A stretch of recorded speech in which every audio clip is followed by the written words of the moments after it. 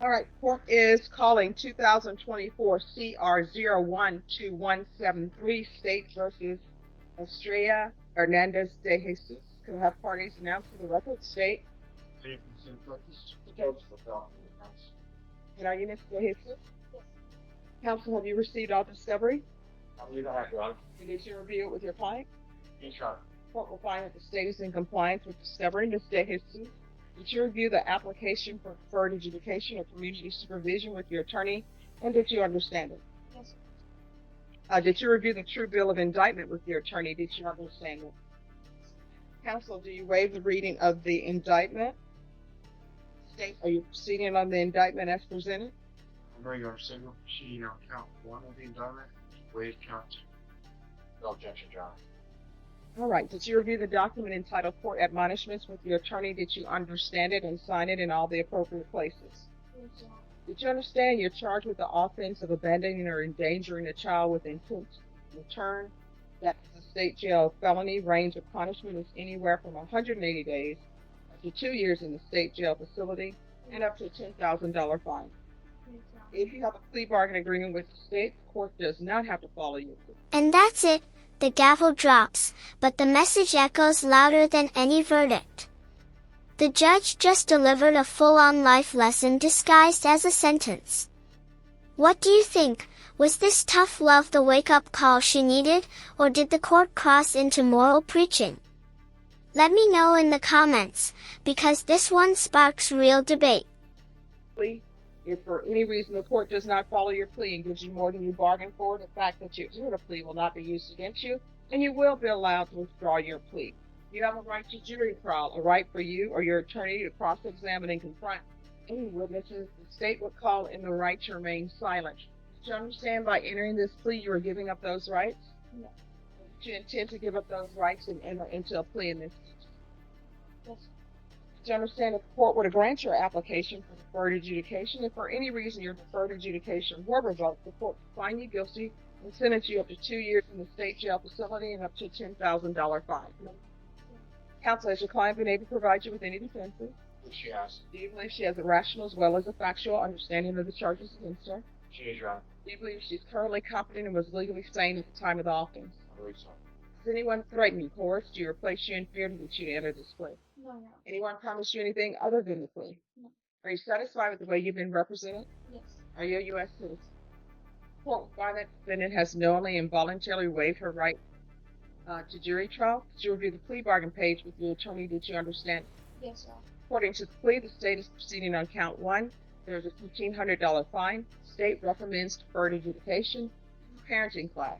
Did you understand that to be the plea? Yes, Defense? Yes, Judge. State? I will keep on. Did you review the waiver of appeal paragraph with your attorney? Did you understand it and sign it in both places? yes, Your Honor. By signing that you're waiving your right to appeal, the only items that can be appealed are written pretrial motions that were filed, heard, ruled upon by the court. Did you understand? Yes, Counsel, have any such motions? Your Honor, Your Honor. Outside the agreement, the state is requesting that your community supervision be for a term of 3 years, 150 hours of community service restitution, no contact with the complainants, the MRT, staff evaluation, and follow all recommendations. Did you understand those are recommendations from the state, and the court does not have to follow those recommendations? Then to the offense as charged in count one, how do you plead? Guilty, not guilty, or no contest? State any evidence. Yes, Your Honor. This time, state officer confirmed this is exhibit one with all attachments. No objections from the bench, Your Honor. State, you may be excused. Your Honor. Did you review the waiver and consent to stipulations with your attorney? Did you understand it and sign it in all the appropriate places? yes, Your Honor. Again, did you understand you have a right to jury trial, a right for you or your attorney to cross-examine and confront any witnesses the state will call in the right to remain silent? Yes. Did you understand that today the state will be presenting evidence in the form of witnesses' statements and police reports, but most importantly, there will be no live testimony? Did you understand? Yes, The court will find that the defendant has knowingly and voluntarily waived and consented to stipulation of testimony and stipulations. The court will accept as evidence states exhibits 1 and attachments and review the same. But after reviewing states exhibits 1 and attachments, the court will find there is sufficient evidence to find you guilty. The court will prefer finding you guilty as you've applied for deferred adjudication. Are we proceeding with sentencing? With your permission, Judge, you would respectfully waive the PSI. Anything you wish to say on behalf of your client? If it pleases the court, all, we're going to put them down fine to ask the court to probate this portion, I not will all of it. probate the fine.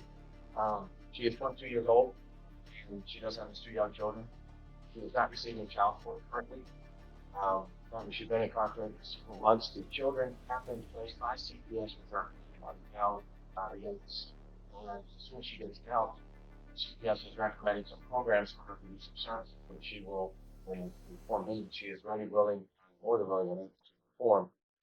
So we would address the recommendation by the DA, no contact complaints on her children. She would like to have at least no offer injurious contact or officer supervisor. Here's the brilliance in this sentencing. It's not just punishment, it's structure. Parenting classes, no contact with the boyfriend, employment proof. The judge is laying down a roadmap for redemption. But it's also a warning, slip once, and that deferred adjudication becomes 2 years behind bars. Whatever CPS recommends based on her progress with respect to their plan. She has had a plan for employment once she gets out. That'd be to really give her some temporary services agency to find steady, regular employment for the last employer was with Toyota 2 years ago. She had to leave that job because of the connection she had with 2 young children. She was unable to be at work all the time because she didn't have she was for the children. And stepped up in that, so she relied on once she gets out. Right. So here's my question for you. Why were you not at home with your children on this day? So what happened was I had a friend, she came to the house and she lived on the next block. She was going through it with her boyfriend. She wanted me to go help her pack the bags. She feared that he was gonna hit her. So it was supposed to be a quick. So here's my question. What were you planning on doing if her boyfriend were to show? Well, he was there, so she was scared. She was scared that he was gonna break everything in the house for her. So I was trying to help her. Like she. So how you helped her was you left. Let me make sure my math is right. The offense date, 2024. You're children 2 years old. Yeah. So you decided, let me go help my friend with her crazy boyfriend and leave children alone who can't even take care of themselves in a house by themselves. And it wasn't just for 2 minutes, because the child who That part right there, the 3-year-old crying for food and water, that's the gut punch. In legal terms, this is what seals the deal, actual harm risk. The judge isn't angry just at the act, she's reacting to the image of 2 toddlers abandoned and terrified. That's the kind of detail that transforms a case into a cautionary tale. talk said that they were thirsty and hungry. So tell me, where does Mr. Adrian Ruiz play into all this? He was giving me a ride. He was down the street. He came with me. Then we saw his car. We were out there on San Fernando, which was on the next street. You know, because in the police report, people are saying that your car was driving up and down the street. No, Your Honor, it's not my car. That was his.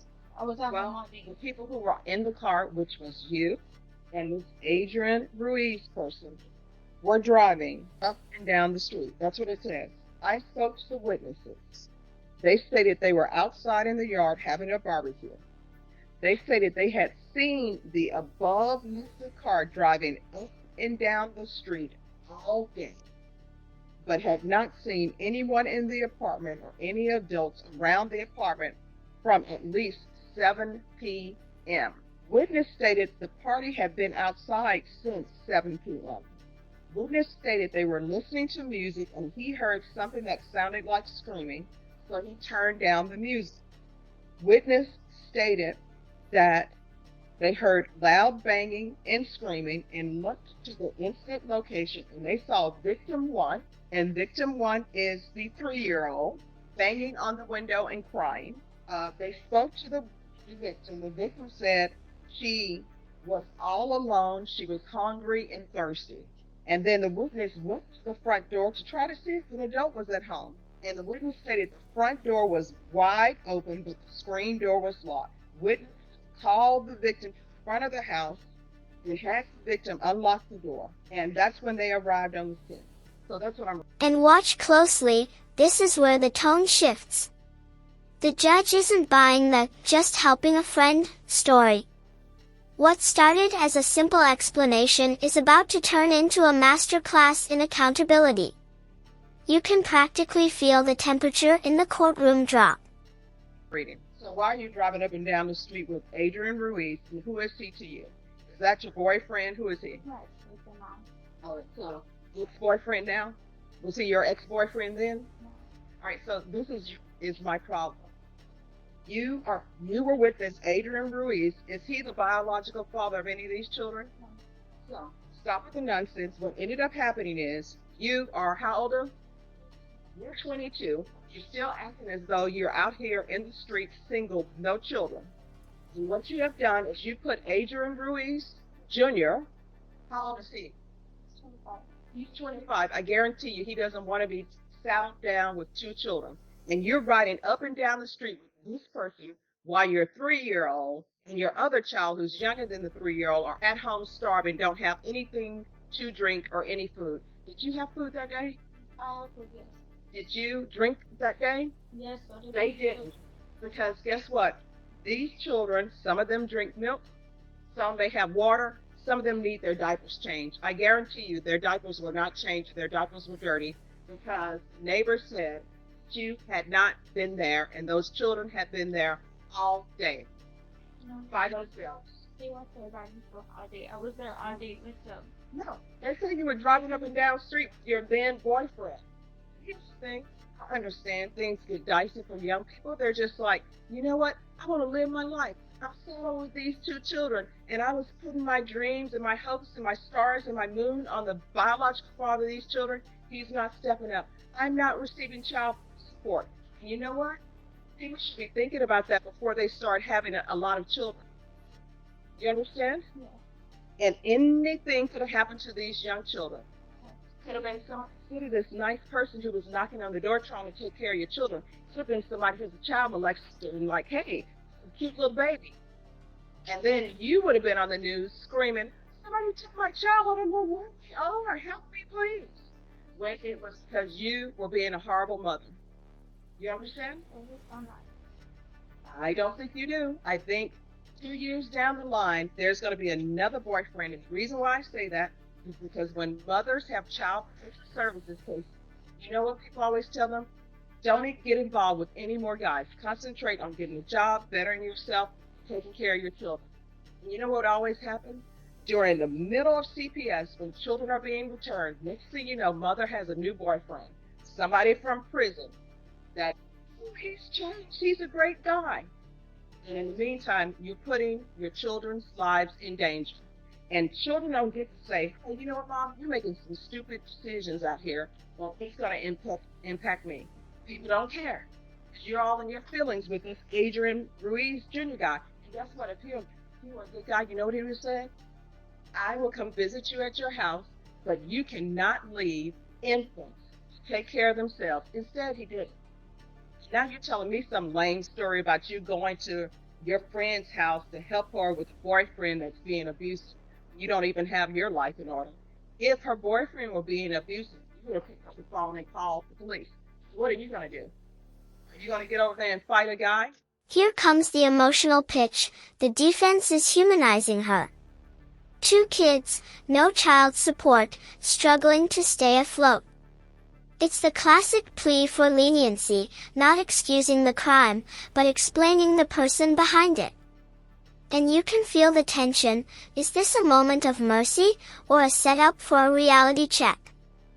No, you're doing silly stuff and putting your child's life in danger. And I'm going to do this no contact order.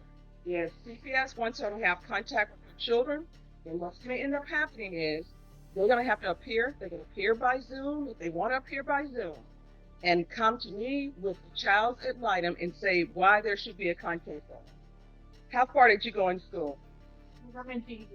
And what have you been doing with your life other than having children and driving up and down the street with Mr. Ruiz? I was going to cosmetology school for a little bit, but I didn't have babysitters, so I stopped going there. I started going to Toyota or New Tech. I was working there for a little bit.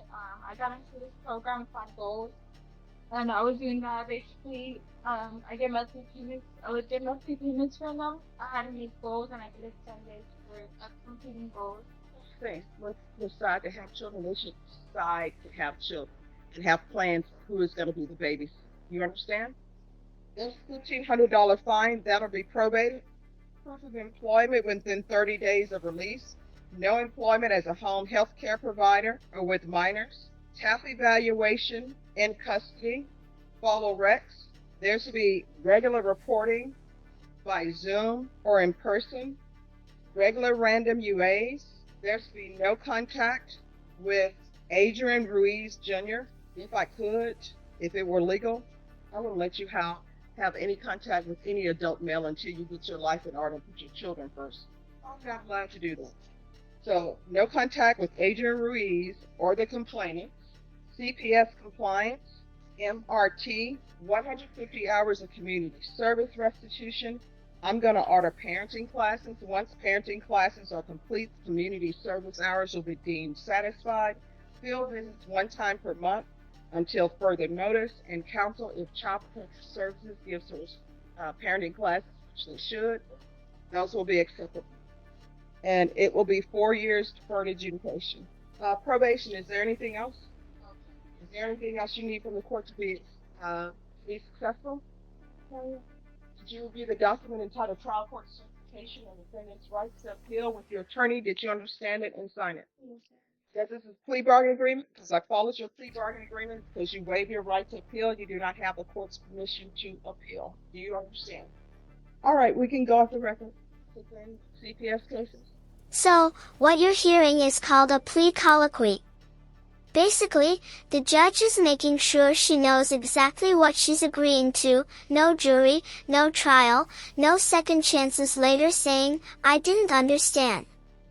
Every, yes, Your Honor, is locking her into this deal. The system is covering all its bases.